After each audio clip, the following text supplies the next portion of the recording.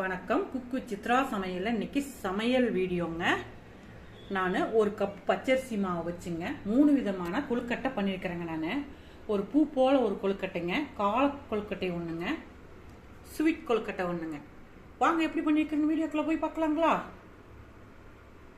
நான் ஒரு கப்பு பச்சரிசி மாவு, நான் இது கடையில் வாங்கின மாவு தான் எடுத்துருக்கிறேங்க.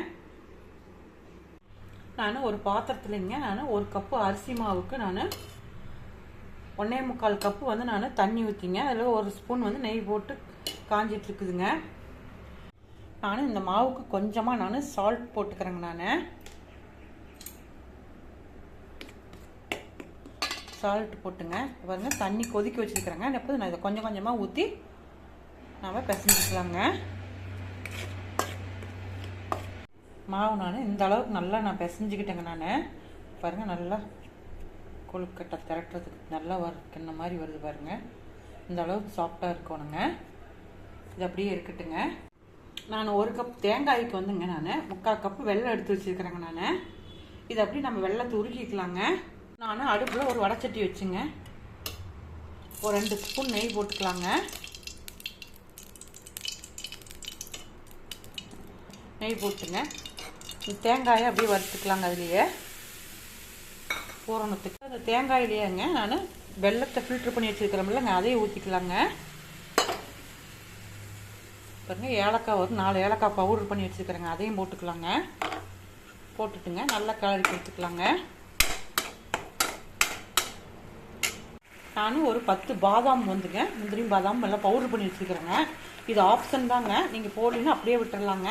நான் போட்டால் நான் கொஞ்சம் இந்த டேஸ்ட்டுக்கோசரம் நான் போடுறேங்க, அவ்வளோதாங்க. இப்போ நம்மளுடைய தேங்காய் பூர்ணம் ரெடி ஆயிடுச்சுங்க. இதை நம்ம ஆற வச்சிடலாங்க. இந்த மாதிரி நான் ஸ்வீட் பூரணத்தை பால் மாதிரி பிடிச்சி வச்சுக்கிட்டுங்க. நான் அப்போ தான் எடுத்து வைக்கிறதுக்கு சௌரியமாக இருக்குங்க. இது அப்படியே இருக்கட்டுங்க.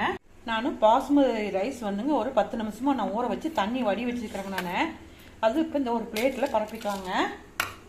இப்படி நான் இந்த மாதிரி கிண்ண மாதிரி பண்ணிக்கிட்டுங்க. நான் இப்போ இதில் நாம் உள்ள பூரணத்தை வச்சுங்க.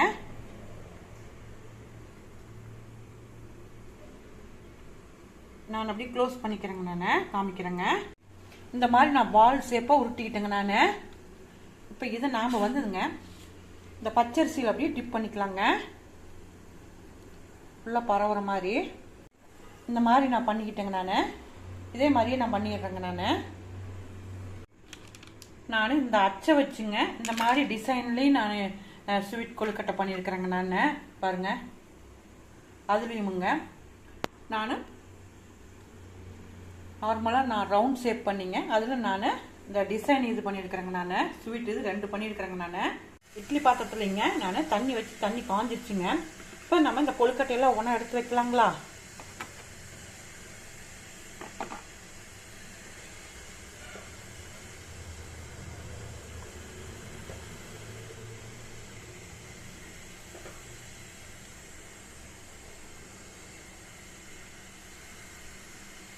இது அப்படியே வேகட்டுங்க.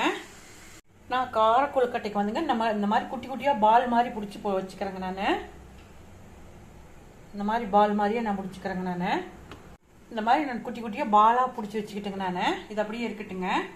இப்போ நம்ம கொழுக்கட்டை வெந்துருச்சான்னு பார்க்கலாங்களா? நல்லா வாசம் வருதுங்க, அதனால வெந்துருச்சுங்க. பாருங்க, நம்ம சூப்பராங்க அந்த அப்படியே பூ மாதிரி மலர்ந்து வந்திருக்குது பாருங்க. நல்லா கொழுக்கட்டை இதெல்லாம் வெந்துருச்சுங்க. இப்போ நம்ம இதை ஆஃப் பண்ணி எடுத்துக்கலாங்க.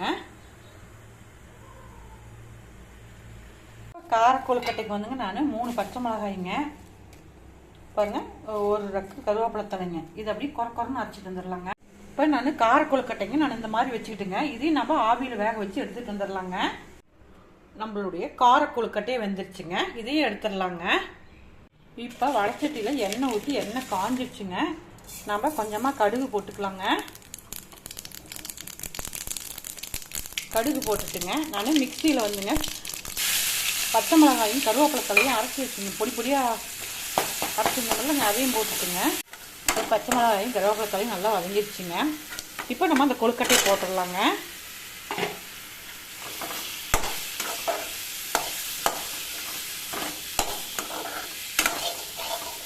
இது கூடவே நாமுங்க தேங்காயும் போட்டுடலாங்க.